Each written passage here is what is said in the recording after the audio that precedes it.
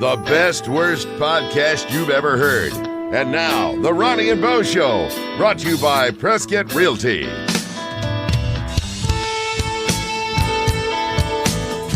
Are you done yet, Bo?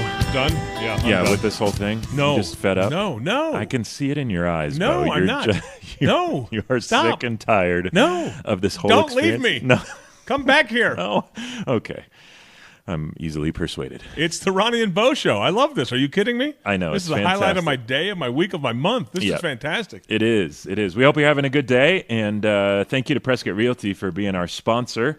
They are fantastic people, and they are specialists in their field of real estate. You know, at any given moment, a realtor has to deal with like 5 or 6, 7 or 8 completely different facets of real estate. You got custom lots that people are looking for. They have a specialist for that. Right. You first-time home buyers, those needs are different than somebody that's looking for their 15th home and they're going to rent it out or whatever. Great point. And so they work in specialist sort of ranges. So Richard Hanna can help you out with custom lots, Lorinda Johnson with existing homes, John Rocha with new homes, and Kylie Elliott for first-time home buying.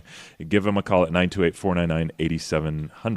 So we're going to be doing our first live performance. It's an evening of comedy featuring Ronnie and Bo. We're actually going to be on stage, and we're trying to sell these tickets. It's at the Prescott Elks Theater, and you can get more information by logging on to PrescottElksTheater.com. November 1st, we are doing a charity event. We're going to get up there and try to be funny and make people laugh. Right. And we better be funny because we're charging them about $22 a ticket. But all that money goes to 1010 Ministries. Right. And also, big news, we are now the morning show on today's comedy, Funny 1260 AM, down in Phoenix. So Ron has this background in the church. He has this background in comedy. He has this background in public speaking. And I sort of paralleled that with broadcasting. You know, we have some similar areas there.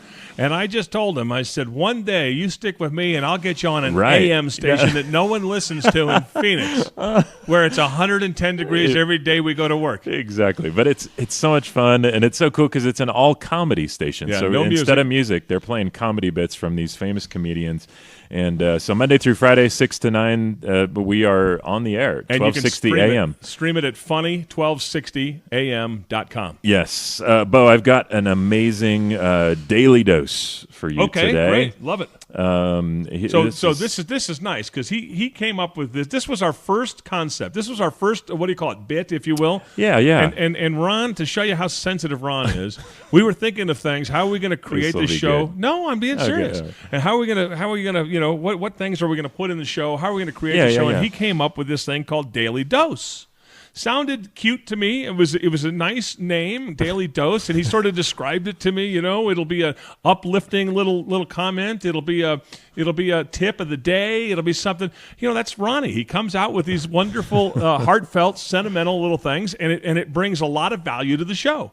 And that was our first bit ever. Now we got a bunch of bits. Now we got 1 million of them. But that was our first one, and that, we're pretty proud of that. And it's called Daily Dose. Yep. And it's a relatable, fun, uplifting story. So lay it on me, Ron. What's today's Daily Dose? We share a relatable story, and then I take my Ritalin, and then that's the Daily Dose. No. Okay, no. So, this is just kind of making the news recently. An Indian man cracks 217 walnuts with his head. Who cares about that? Why would you make that a Daily Dose?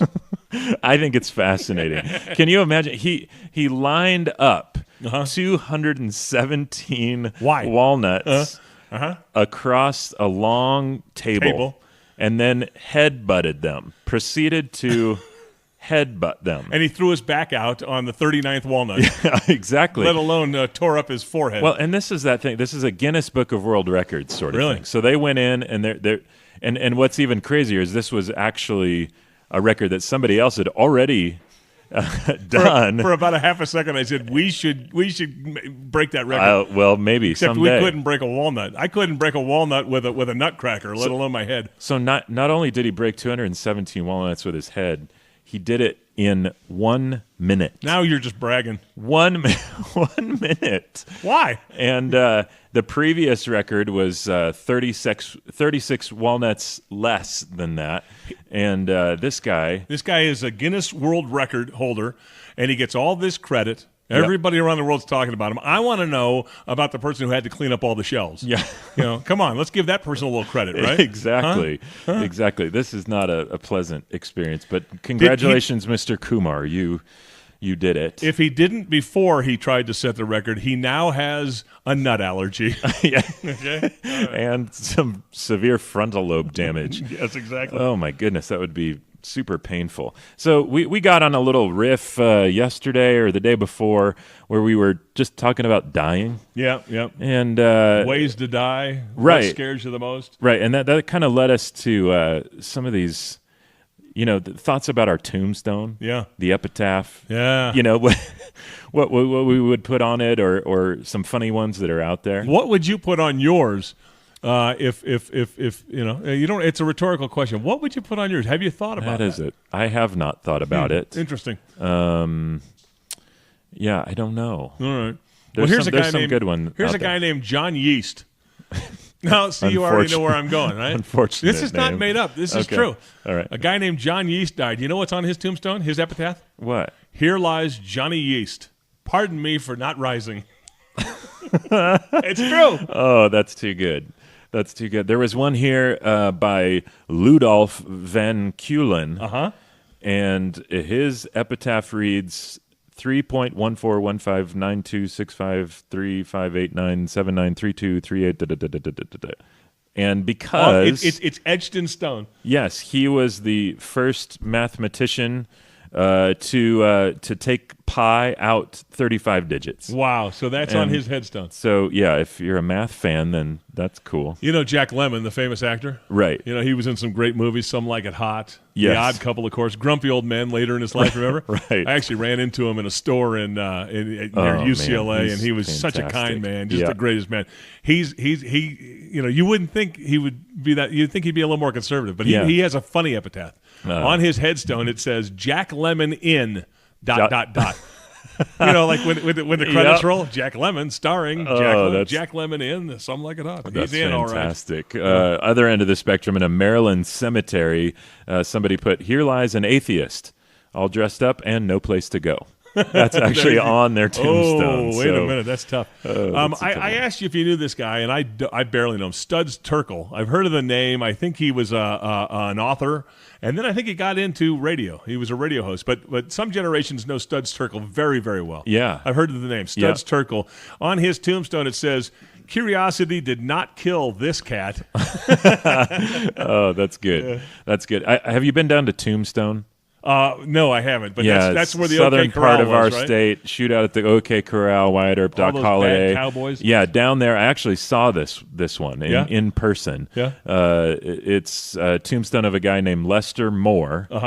And his said, "Here lies Lester Moore. 4 slugs from a 44, no less, no more." I like that one. Here's one. A guy named George Johnson. Wasn't famous in life. He was more famous for his epitaph that said, "Here lies George Johnson, hanged by mistake, 1882.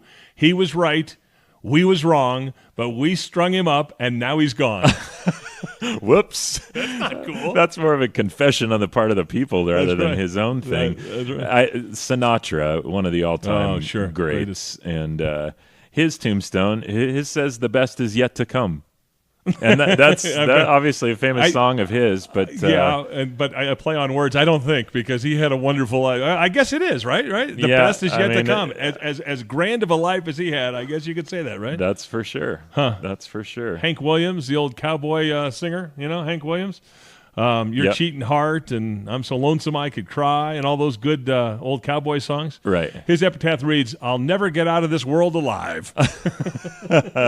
That's true. Yeah. This one, I don't know whose this belonged to, but literally on the tombstone, this is real. It says, "I told you I was sick." That's a good one. That is a good one. This is not necessarily a funny one.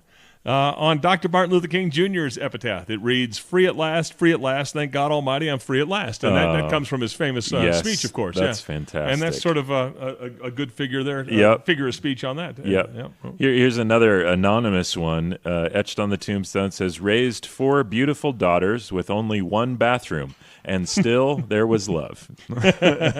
So I got a couple of funny guys. Mel Blanc, you remember the voice of everybody in the Looney Tunes, Bunny and all the Looney Tune guys. Yeah, his epitaph reads, "That's all, folks." That's too good. That's all, what was Rodney Dangerfield's one? You This is true. On his epitaph, I mean, he's buried in this very fancy, chic place. Yeah, and his tombstone says, "There goes the neighborhood." I can picture him. He could never get any respect. No respect. I'll get no respect. Gosh, there's one I saw. I got one for you. You know how in some families, there's been recipes that have been passed on. Okay, yeah. You know, generation to generation, and I mean, as long as they're alive, you don't get the recipe. Like they don't give it away to anybody. Right. And actually, this mom on her tombstone, it says Kay's fudge. 2 squares of chocolate, 2 tablespoons of butter, melt on low heat, stir in 1 cup milk. I mean, it gives the whole recipe right on her. That's how good it is. That's exactly. How good it is. Hold on, man. I got to interrupt. Speaking of moms, hold on. The phone in the studio is ringing. Hold on. Oh. It looks like my mom's calling. Oh, okay. We got to talk to Mom. Hi, Mom. Is that Ron? Yes. Okay, I'm calling with podcast input. Great. Nice. And can you just take a minute? Yes, absolutely. In getting ready to teach, I have been listening to a lot of podcasts, both art-related and writing-related. And so I just finished listening to one, and at the very end they said, if you like this podcast, email it to a few of your friends. Nice. So I don't know if you do that. Okay. I like that. As you know, I am working on a book, and I just spent like an hour consult with a marketing person, and she said that, for me, and my demo, I absolutely need a Facebook and a Twitter platform. Yep. And for you all, an Instagram plus the others. Well, we can get you those. We can get you those accounts. No. I'm not saying, I'm giving you some suggestions. Okay. Because I'm on it on my end. But then the other thing, I asked a group of people when I was trying to refer them to a podcast. And these people in my writing group that are 50 to, my age. Okay. And half of them don't know how to get to a podcast. I understand that, yeah. So I think on your Facebook, just absolute simple, 1, you do this, 2, you do this, 3, you do that. It's just amazing how many people don't know how to do it. I get that. I like that. That's a great tip. Yeah, that makes sense. Okay, that's my tips for the day. Awesome. Fantastic. Well, your check is in the mail, Marilyn. Hashtag Mom says. Well, I love your mom. Isn't that cool? That's so cool. I mean, that was really fun, wasn't And it? she gives good advice. Yeah, and she does. That's good. I like that she doesn't have any clue that we already have a Facebook page and an Instagram account and a Twitter account. She listens. Be nice. She does listen, Come but on. our social media just sprawl is not quite reaching. By the way, Mom. she mentioned that she got some advice that she needs an account. It should be Ronnie and Bo's mom at Instagram.com or something. We should get her account set up like that. Exactly. No, honey, I can't sell my book. It is surprising how difficult it is to if you've not been into podcasts. It is. It's crazy. I mean, you think it would be easy or whatever, I was on one website once, and it said listen, and it had about 10 buttons down the row. Right. And it said listen on Apple, and you push that button. Listen on an Android, and you push that button. Yeah. And listen on Google and Spotify and Stitcher. And it had these buttons that you make on their website. Right. And the last button was to learn how to listen to a podcast, click on this button. And it's true. No, it's very, because not a lot of people know where it's at. No, that's true. think about TV's been around what? I don't know, 100 years? Yeah. 60, 75 years, 80 years? You can't find the remote control. How are you going to find a podcast? That's so true. Yeah. That's so true. Well, we are super thankful for you, Mama Woods, and thanks to Prescott Realty for being our sponsor. They have been serving the greater Prescott area since 1991, and they are completely trustworthy with the largest financial decision of your life. So give them a call, 928-499-8700. 2 offices to serve, downtown Prescott and Williamson Valley. Prescott Realty. Thanks for listening to The Ronnie and Bo Show, available on your favorite podcast provider. Please connect with The Ronnie and Bo Show on Facebook, Instagram, Twitter, and RonnieandBoShow.com. Send comments to RonnieandBoShow@gmail.com. This is your announcer speaking. I'm Shotgun Tom Kelly.